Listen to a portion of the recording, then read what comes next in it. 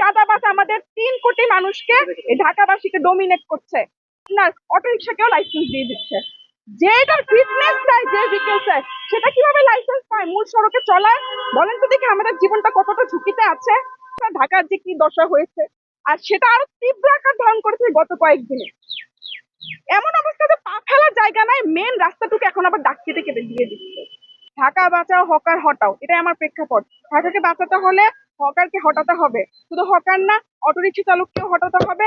তার কারণ হচ্ছে ঢাকার সৌন্দর্য, পরিবেশ, চলার পথ, সবকিছু, সময়, সবকিছু নষ্ট হয়ে যাচ্ছে। তাদের মূল পেশা ছিল কৃষি, তারা এখানে মাইগ্রেট হয়েছে, তাদেরকে তাদের পেশাতে ফিরে আনেন। সরকারকে বলেন যেন তাদেরকে সেখানে পুনর্বাসন করে আবার, এবং সরকারকে বলেন যেন এই সমস্ত হকারের জন্য, যেহেতু এদেরকে কাজ করতে মন চায় না, এদের হচ্ছে কাজ করতে মন চায় না দেখে গ্রাম থেকে সেখানে হকারি করতেছে। ওরা যেভাবে করে করলে কাজটা করবে, কৃষিটা করবে, সেভাবে তাদেরকে সুযোগ করে দেয় যেন। অর্থাৎ আমি বোঝাতে চাচ্ছি, আমাদের কৃষি যান্ত্রিকায়ন হয়নি, কৃষিটাকে যেন যান্ত্রিকায়নের ব্যবস্থা করে দেয় সরকার, যেন তাদেরকে সহজ লোন দিয়ে দেয়, এবং যে সমস্ত কৃষক কার্ড বলে সরকার গলা ফাটিয়ে ফেলছে, সে সমস্ত কয়েকটা কৃষক কার্ড ওদের হাতেও ধরিয়ে দেয়। ওয়ান লেন রাস্তার যদি 3 ভাগ হকারের থাকে, 1 ভাগ গাড়ি থাকে, তাহলে পথচারী কোন দিকে চলবে? আর 2 লেন রাস্তার মধ্যে 2 পাশে যে ফুটপাথ থাকে, ফুটপাথ তো সব নাই। ফুটপাথ তো থাকে হচ্ছে আপনার 4 ফুট, 3.5 ফুট, ম্যাক্সিমামই 4 ফুট থাকে। তার মধ্যে এতটুকু জায়গা থাকে পথচারীর জন্য, যে এতটুকু মানে আধা ফুট। তো পুরাতন ঢাকার আমরা তো খুব সহজ সরল মানুষ।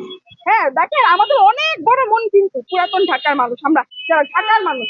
কারণ আমরা আপনাদেরকে আমাদের সাথে নিয়ে তারপরে চলি, আমরা ভেদ করি না। আমি ঢাকার বাইরে একটা অঞ্চলে যাই, আমাকে কিন্তু ভেদ করবো যে ঢাকায় আসবে, আমরা কিন্তু সেই ভেদ করি না। আমরা সবাইকে নিয়ে থাকি ঢাকার মানুষ, কিন্তু আমাদেরকে ডমিনেট করার চেষ্টা করা হয়। এখন আমাদের কথা যেন মানুষের কাছে না পৌঁছানোতে দীর্ঘদিন যাবতীয় রাজনৈতিক দলের এইগুলা করে যাচ্ছে। আমাদের রাজনৈতিক দলের তো নিজস্ব কোনো বাহিনী নাই, এরা হচ্ছে হকার বাহিনী আর এই রিক্সাওয়ালা বাহিনী বানিয়েছে আমাদেরকে ডমিনেট করার জন্য। আর এখন বাহিনী অনেক বড় হয়ে গেছে, এর জন্য আমরা হাঁটতে পারি না রাস্তা দিয়ে। আমাদের ঢাকাইয়ারা যারা আছে, আমাদের ঢাকার লোক আছি আমরা, ম্যাক্সিমামে আমরা ব্যবসা করি। ইমামগঞ্জ যান, পাটুয়াটুলি যান, বংশাল যান, হ্যাঁ নয়াবাজার যান, সবখানে আমরা ব্যবসা করে খাই। আমরা চকবাজার যান, ব্যবসা করে খাওয়া লোক আমরা।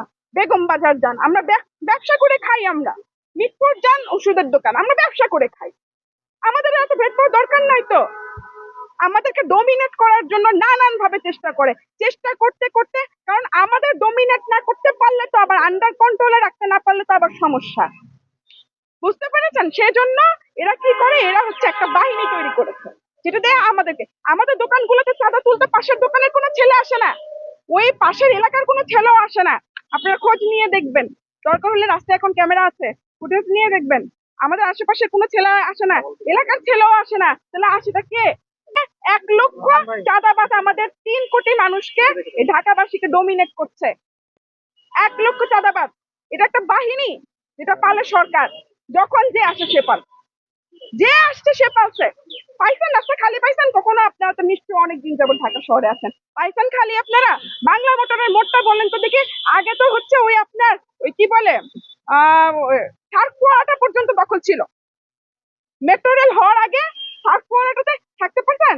মাঝখানে তো দেখলাম সার্কুয়ারের ভেতরে একটা গর্ত আছে, যেটা তো জীবনে আমি নিজে ওটার করতে গেছিলাম, শুট করতে গেছিলাম। ওর ভিতরে একটা গর্ত আছে, যেটার ভিতরে মানুষ থাকে। মানে এমন একটা খারাপ পরিস্থিতি আমাদেরকে তৈরি করতে প্রতিটা সরকার, কোন সরকার বাদ না কিন্তু।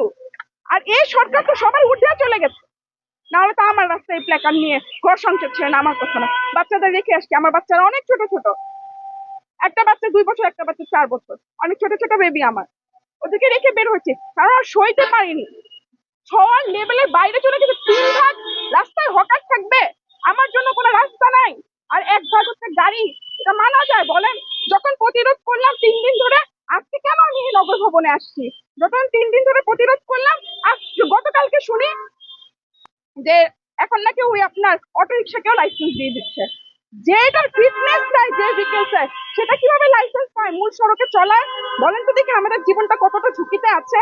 সে তো নিজের রেগুলেশন করতে পারে না, রেগুলেট করার ক্ষমতা নাই।